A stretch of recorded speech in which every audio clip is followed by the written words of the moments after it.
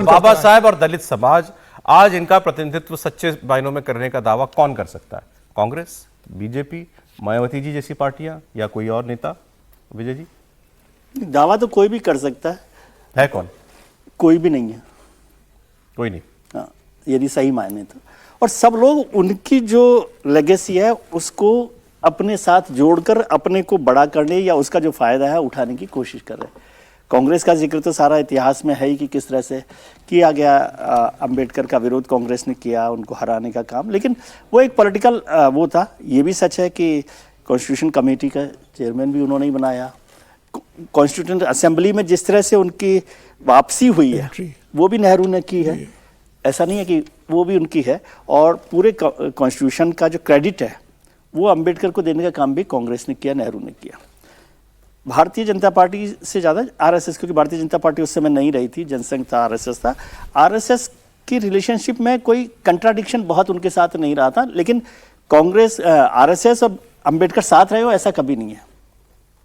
कांग्रेस और अंबेडकर साथ रहे, आज ये कह सकते हैं? नहीं, वो तो साथ नहीं रहे, वो अपनी पॉलिटिकल पार्टी अलग से चलाते रहे नेहरू कैबिनेट में, लेकिन कैबिनेट में रहे, लेकिन उनकी पार्टी अपनी अलग से चलाते रहे और रिपब्लिकन पार्टी अलग बनाई। देखिए, जब हम कहते हैं अंबेडकर साहब की लेगेसी, मेरे मन में दो ही बातें आती हैं। एक, इस देश में किसी के साथ भेदभाव नहीं होगा, और दूसरा, तुमको ये हमने संविधान के नाम पर एक किताब दी है, लेटर एंड स्पिरिट में इसका पालन करो। और क्या है बाबा साहब, यही है ना? नहीं, लेकिन उसमें बहुत सारी बातें ना, लेटर एंड स्पिरिट तो है, लेकिन लेटर एंड स्पिरिट में आप किस तरह से ले रहे हैं संविधान को। और इसलिए मैंने कहा कि आरएसएस अंबेडकर के खिलाफ कभी खड़ा नहीं हुआ उस तरह से। वो लगातार उनके साथ चलते रहे, नहीं चलते रहे, लेकिन बहुत सारी ऐसी बातें हैं जो आरएसएस के लिए सहमति दिखाना मुश्किल काम। आरएसएस संगठन रूप में खड़ा नहीं हुआ, लेकिन हिंदुत्ववादी भी खिलाफ रहे। उनके जीते जी उनकी शव यात्रा निकाली गई थी बाबा साहब की। अच्छा, ये भी सही है। और मैं बहुत पुरानी बात नहीं कहूंगा, उत्तर प्रदेश में जब मायावती बीजेपी के समर्थन से मुख्यमंत्री बनी, जो भी उन्होंने अंबेडकर गांवों के विकास से काम किया, उसमें सबसे ज्यादा असहज भाजपा के लोग होते थे। और अंबेडकर की जो मूर्तियां लगती थी उसको उन लोगों को दिक्कत होती थी। और जब कल्याण सिंह चीफ मिनिस्टर बने और बसपा का समर्थन था, जब 6 महीने वाला प्रयोग हुआ, तो सबसे पहले दलित एक्ट को डाइल्यूट करने का काम उस सरकार ने किया था, कल्याण सिंह की सरकार ने।